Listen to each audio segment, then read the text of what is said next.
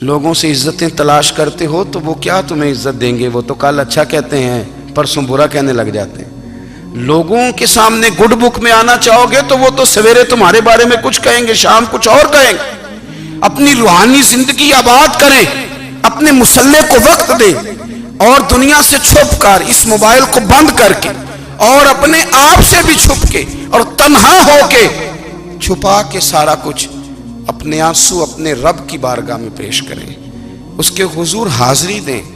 سنو نا ترمذی کی حدیث، اور اسے یاد رکھنا، نبی پاک علیہ السلام نے فرمایا اپنے دکھ لوگوں کے سامنے نہ بیان کرنا، سیٹھوں نوابوں کو نہ بتاتے پھرنا، دنیا داروں کے سامنے جا کے نہ رونا کہ میں تکلیف میں ہوں۔ فرمایا اگر دنیا داروں کو دکھ بتاؤ گے رب تمہیں کبھی غنی نہیں کرے گا۔ اور لوگ ہیں کہ الٹا مذاق اڑائیں گے آپ کی، جس سے بڑی پکی یاری ہے نا، پکی، وہ تب تک پکی ہے جب تک آپ نے 50,000 مانگا نہیں، اور جس وقت آپ نے کہہ دیا کہ میں مجبور ہوں میری مدد کر، تو پھر ختم ہو گئی دوستی۔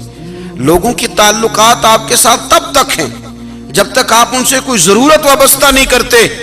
کریم ابو فرمانے لگے بندوں کے سامنے دکھ نہ بیان کرنا، اللہ تجھے کبھی غنی نہیں کرے گا۔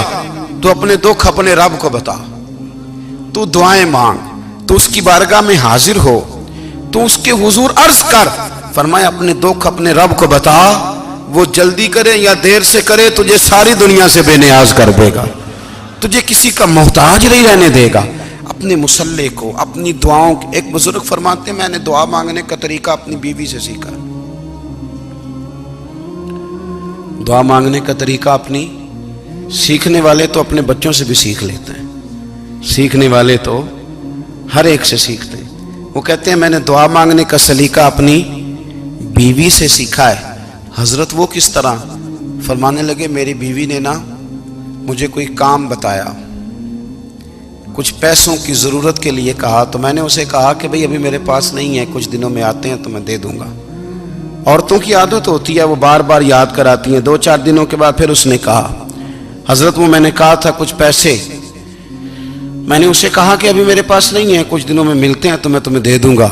اس نے کچھ دنوں کے بعد پھر کہا حضور وہ میں نے کچھ پیسے کہے تھے۔ فرماتے میں نے ڈانٹ دیا، میں نے کہا کہ کیا تو روز مجھے شرمندہ کرتی ہے، کہا نا میرے پاس نہیں ہے، ہوں گے تو دے دوں گا، تو روز یاد کراتی ہے۔